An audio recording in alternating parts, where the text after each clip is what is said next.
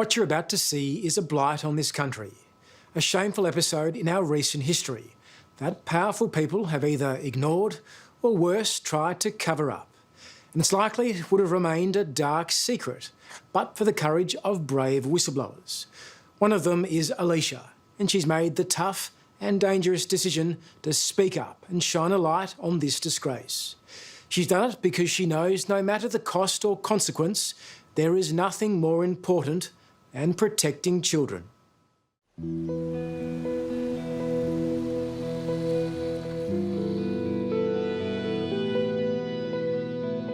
It might be in a beautiful part of the world, the rich farming land outside Deloraine in northern Tasmania. But there's nothing nice about the Ashley Youth Detention Centre. It's a prison of shame. Here, good didn't stand a chance against evil. People have been harmed. Children have been harmed out at Ashley for 100 years. Its history is horrific and dark and scary. It's been 18 months since Alysha left the prison on stress leave. Despite still serving as a public official, she's decided to blow the whistle on what's really happening inside. That's it.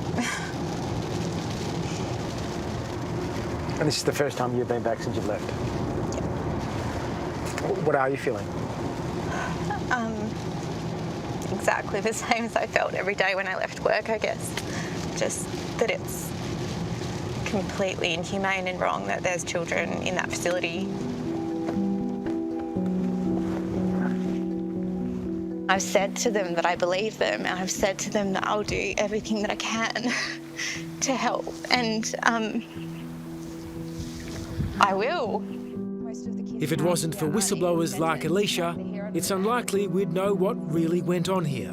How vulnerable children were mentally tortured and sexually abused. Their basic rights ignored by a cabal of staff. It's scary to speak out against people when you know what they're capable of. I'm absolutely terrified. But you're going to come and stand up and tell the truth? Yeah. In October 2019, Alysha took a job at Ashley, hoping to help kids rehabilitate rather than re-offend. A lot of them have come from really difficult homes and backgrounds. They're ticking every box for vulnerabilities.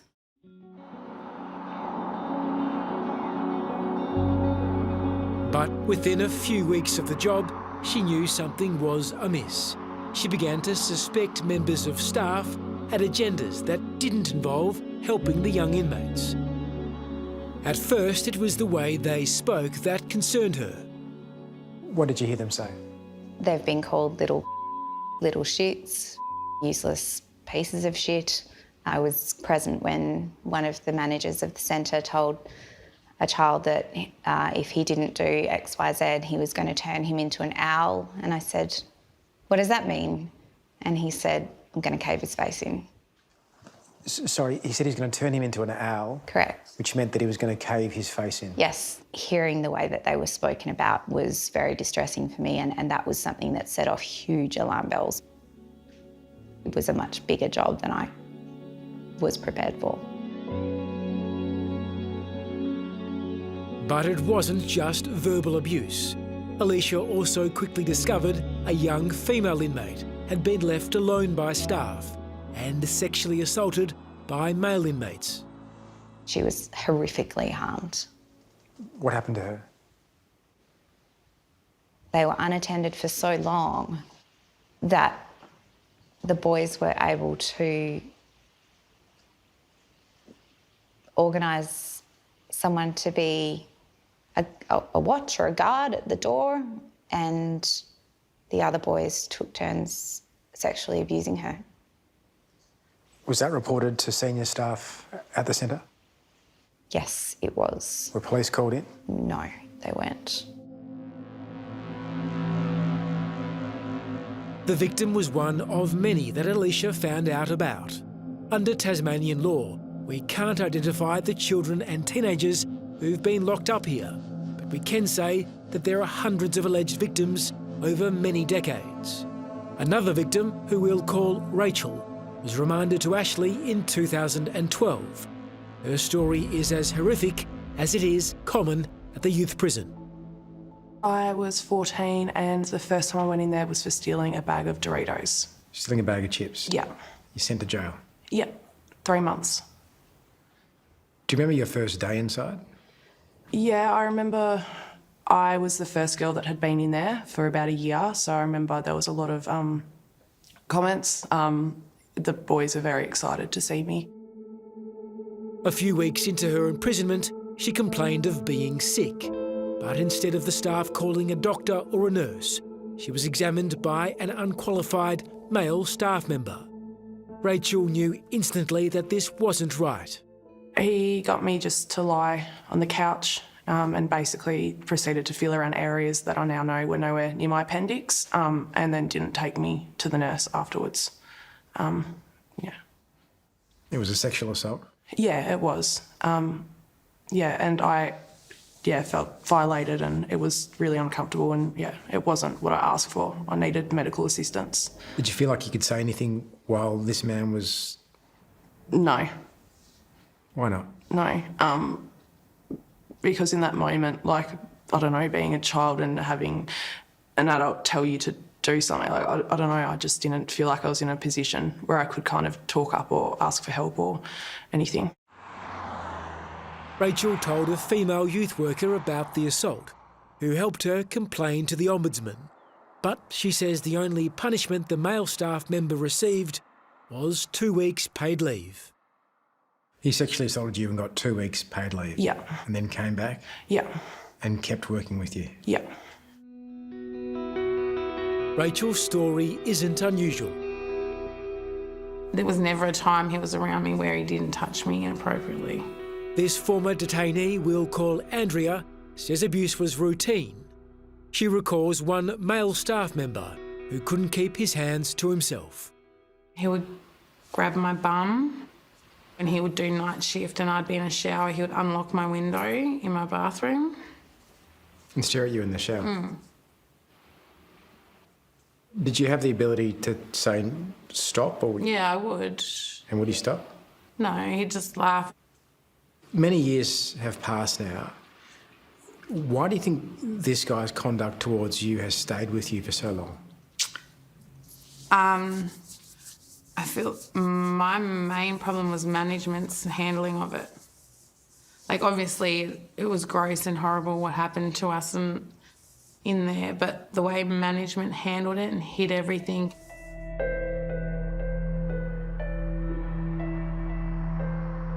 We now know that teens and children were subjected to abuse for decades at the Ashley Youth Detention Centre, and that some staff were well aware of it.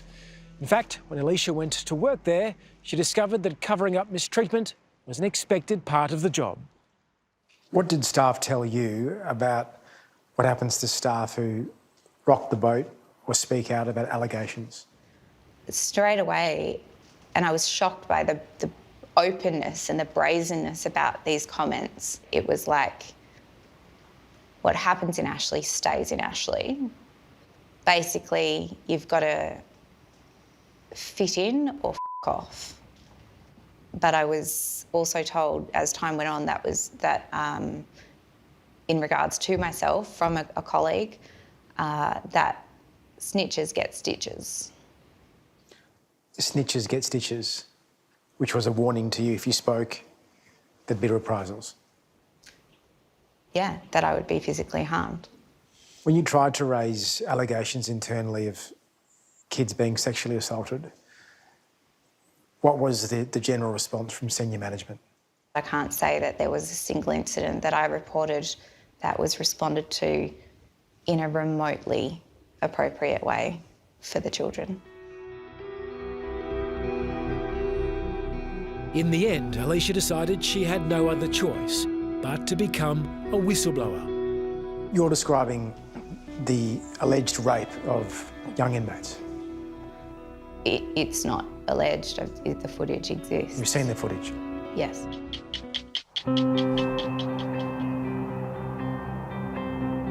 It's a place that was meant to help steer teens and kids away from trouble, towards the straight and narrow. But Ashley Youth Jail in Tasmania's north instead put them at greater risk.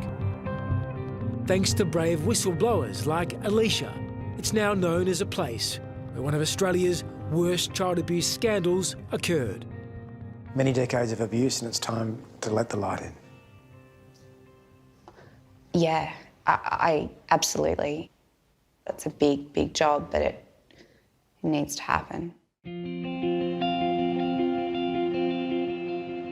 In October 2019, Alysha started working at Ashley Prison. But a few weeks into the job, she became concerned about vulnerable young inmates being left alone with older prisoners known to be predators. Alysha says she reviewed shocking CCTV showing rape. In this case, those two boys did end up in this unit and ended up alone with two older offenders who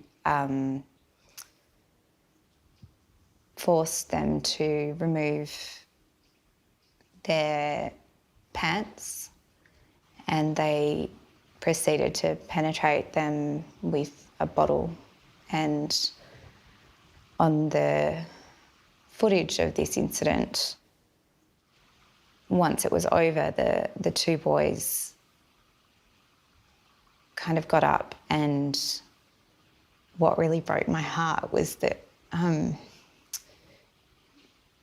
they pulled up their track pants, you know, their Ashley issued track pants, as high as they could, and they pulled the thing and they did all these like double knots as tight as they could and ran out of the room. You watched that on the CCTV? And I've read the reports, and So those children, every time that I've seen them since then, they're tied up, tight as possible. They were never offered any help, even a debrief, any support. Alysha isn't the only insider raising concerns. We've obtained a leaked report written by a psychologist working at Ashley. In October 2019, she warned senior management that vulnerable inmates were at risk of serious harm because they were getting left alone with possible sex offenders. Still, nothing changed. How many credible allegations of sexual assault, serious sexual assault, involving young children, teen inmates, did you come to learn of in your 6-7 months at Ashley? I don't know. A lot. More than 10? Yes. Well, what are we talking about? What sort of things? Serious beatings that could have easily killed people. Psychological abuse, torture, name-calling, isolation, breaches of every single right that a child has. Of the credible sexual assault allegations you discovered, how many were reported to the police? The sexual assault allegations? None.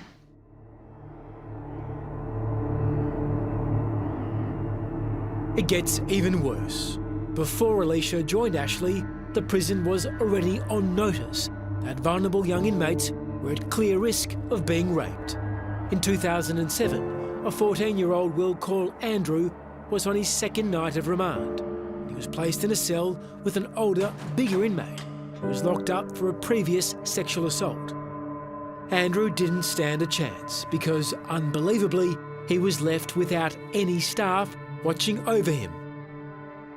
How many staff should have been there? 2 staff members. And both disappeared? Both were gone. I was punched to the side of the jaw, and then I was raped. And the feeling to know that, like, you're left there and there's no help, it's gutting. It's gut-wrenching to know that it had happened and they allowed it to happen and there was no help. There was no justice. There was nothing. I was left violated and bashed. They didn't take me to see the nurse until the next day. And still to this day, I remember exactly how it happened, and I still see it in my brain because there was no help. There was no cancelling after it happened. You were 14 years old at the time. That's correct. This shocking failure was part of a long history in Tasmania of covering up abuse and silencing victims. But it's the case of this man, James Griffin, that highlights the failings of state agencies to stop child abuse in Tasmania. So they sent a suspected abuser to a place with even more vulnerable children. A known abuser.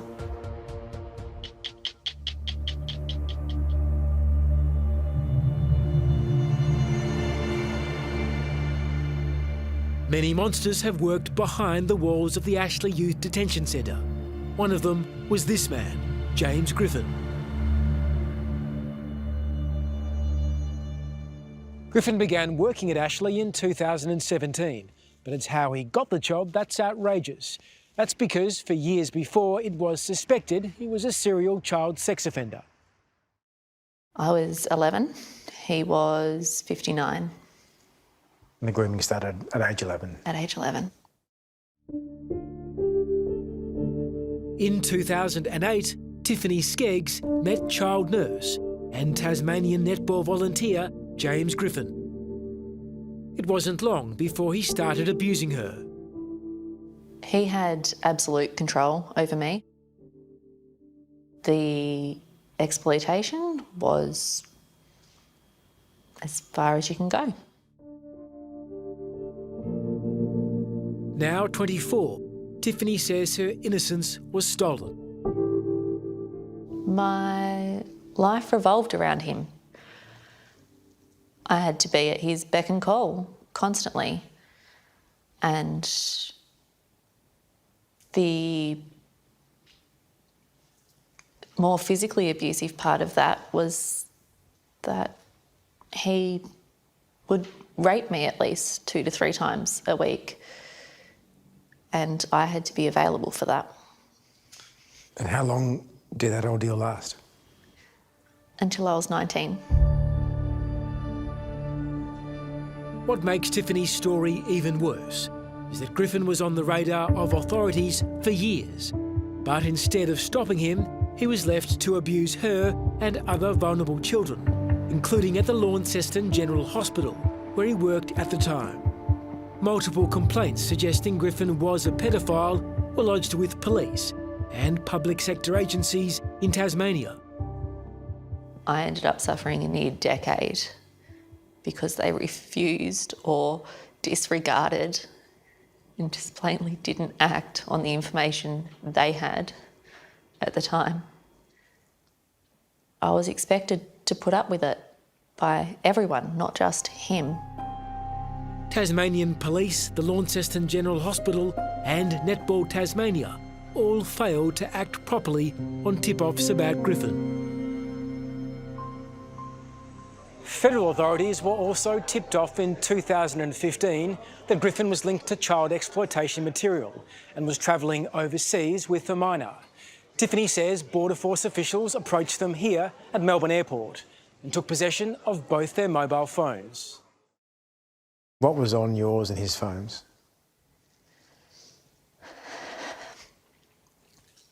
Extremely exploitative and pornographic material of myself, for certain. On my device and his device, I know for fact that there was a particular set of images and videos that were of he and I in his bedroom, in his bed, and the video is a recording of him penetrating me and sexually assaulting me. And Border Force examining your phone, it should have been clear to them that this was images of child exploitation. Absolutely. My face was in some of those photos and certainly in the video. And how old were you in those photos and video? I was 15 in those particular ones. How old was he? He would have been around 64.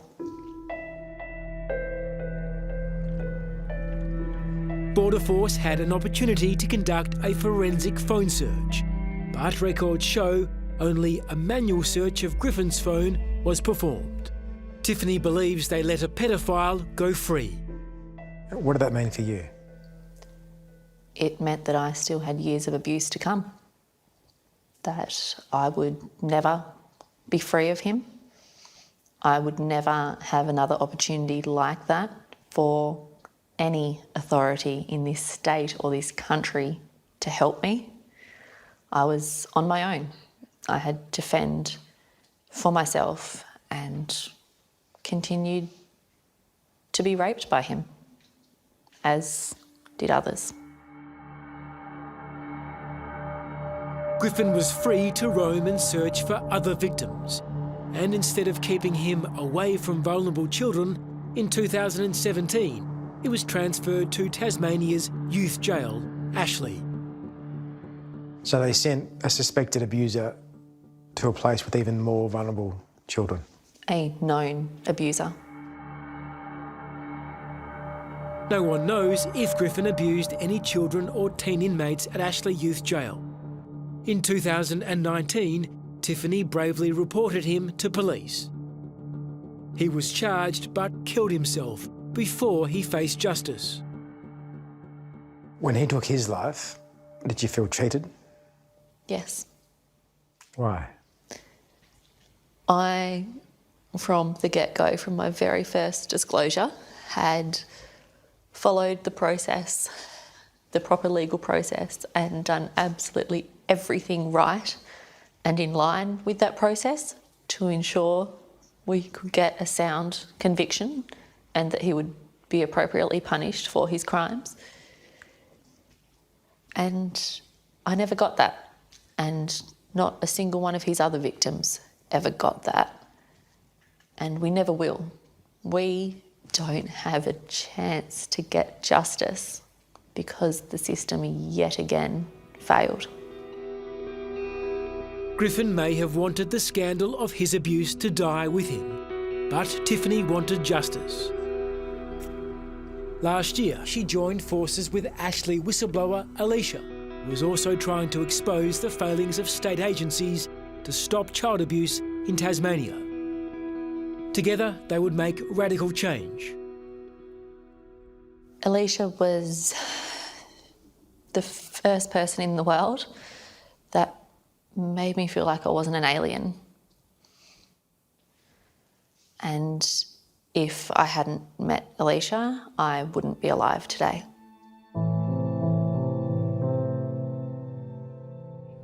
Tiffany and Alysha have become the public face for the battle against child abuse in Tasmania. In March last year, after the scandal about Griffin and the Ashley jail began to leak, then Premier Peter Gutwein called a commission of inquiry into institutional abuse. Months later, he sat down with Alysha. Did you tell him that kids were being assaulted, raped, bashed, abused in Ashley? Yes, and that he had a responsibility to protect those kids. He had a responsibility to act. The following day at 12 p.m, he held a press conference to announce that in 3 years, the centre would be closed. It was a bittersweet victory.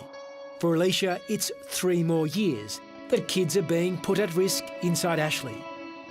She's hopeful the Commission of Inquiry will eventually expose the abuse and cover-ups. Senior lawyer Angela Cedrinis is leading a class action to sue the state of Tasmania on behalf of dozens of victims who say they were abused inside Ashley Detention Centre. We've got about 150 claimants who allege abuse at Ashley, and really it just keeps growing. We see more and more people coming forward. How can more than 150 people allegedly be seriously abused and the state and Ashley get away with it? Well, they've gotten away with it up till now. It's actually hard to fathom because any human being, the thought of a child being abused is just so difficult to deal with. Do you think there's still predators, pedophiles in the system in Tasmania today? Absolutely. How? I do. Well, apart from anything else, we're still getting quite contemporaneous complaints. How does it happen? Really across all sections of the system, if you want to call it that, there are still gaps and there are still failures. Across the state, 32 officials have been stood down over sex abuse allegations. But until there are major reforms to better protect children, Alysha and Tiffany don't feel safe enough to return to live in Tasmania. For now, they find comfort in each other's company and the shared experiences of other victims and whistleblowers. What has been the impact on you and your family for speaking up for the young inmates at Ashley? It's completely upended and destroyed our lives. Once I removed myself from the site, they said, oh, well, it's not safe for you to go back. And I thought, well, you've got exactly what you wanted, you know.